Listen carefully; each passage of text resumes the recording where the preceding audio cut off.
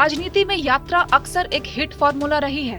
BJP से लेकर कांग्रेस तक राजनीति की राह में आगे बढ़ने के लिए यात्रा का सहारा लेते रहे हैं और इसी कड़ी से जुड़ा एक अहम नाम है बिहार के मुख्यमंत्री नीतीश कुमार का। अपने राजनीतिक जीवन में कई राजनीतिक यात्रा कर चुके नीतीश कुमार ने साल 2023 की शुरुआत समाधान यात्रा से की है। 16 दिनों की इस यात्रा में सीएम नीतीश 18 जिलों का दौरा करेंगे। विपक्ष सीएम की इस यात्रा पर हमलावर है। विपक्ष का कहना है कि जब सूबे में अपराध चरम पर है, भ्रष्टाचार चारों तरफ फैला है, शराबबंदी के बावजूद लोग जहरीली शराब पीकर मर रहे हैं, तो ऐसे में नीतीश कुमार की यात्रा का क्या तुक है। महागठबंधन की सरकार के सत्ता में आने के बाद का हाल देखें तो नीतीश कुमार के पास बहुत सी वजहें हैं इस समाधान यात्रा पर निकलने की, जिसमें सबसे अहम वजह है प्रदेश में शराबबंदी कानून को लेकर हुआ हालिया बवाल। साल 2016 से बिहार में शराबबंदी कानून लागू है, लेकिन इसके बावजूद दिसंबर महीने में बिहार में जहरीली शराब पीने से करीब 80 लोगों की मौत हो गई, जिसके बाद तो जैसे बिहार की राजनीति में उबाल ही आ गया। इस मुद्दे पर जमकर राजनीति हुई, बहुत बयानबाजी हुई, लेकिन बात तब और बढ़ गई जब नीतीश कुमार ने कह दिया कि जो शराब पिएगा वो तो मरेगा ही।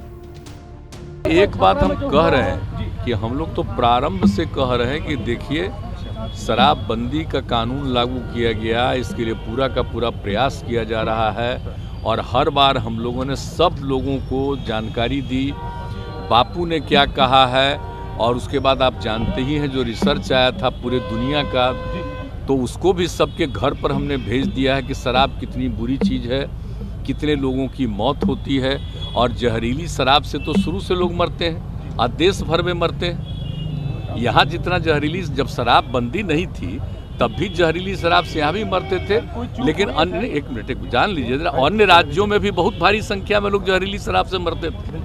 तो हम लोगों ने तो शराब लागू कर दिया, लेकिन आपको मालूम है सबसे पहले 16 में ही ना जहरीली शराब की बात हुई थी और उसका जितना जहरीली शराब हम लोगों ने उस पर कितना एक्शन करवाया। तो जितना जहरीली शराब, और जानते ही हैं कि लोगों को सचेत रहना चाहिए, यहाँ तो शराबबंदी है तो कुछ गड़बड़ तो बेचेगा ही, तो लोगों की मौत हो जाती है। तो इसको याद रखना चाहिए कि शराब नहीं पीना है, शराब बड़ी बुरी चीज़ है, लेकिन फिर भी कोई पी लेता है। देखिए, ज़्यादातर लोगों ने इसके पक्ष में सहमति दी है, लेकिन कुछ आदमी को क्या कीजिएगा, कुछ तो ऐसी गलती करता ही है।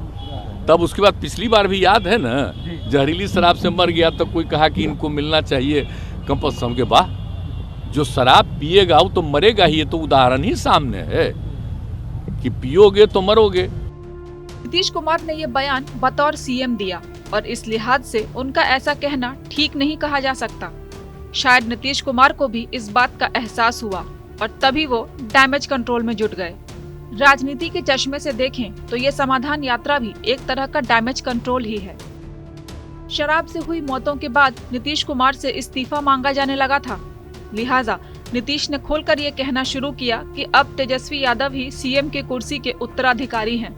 पीएम की रेस से तो पहले ही खुद को वो अलग बता चुके थे, लेकिन नीतीश कुमार का इतिहास देखें तो उनको यूं ही कुर्सी कुमार या पलटू राम नहीं कहा जाता।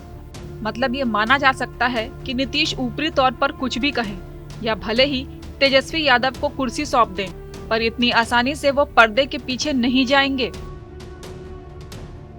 समाधान यात्रा, जैसा कि नाम से जाहिर है, नीतीश इस यात्रा के दौरान राज्य की समस्याओं का समाधान करने की कोशिश करेंगे, यानी वही डैमेज कंट्रोल।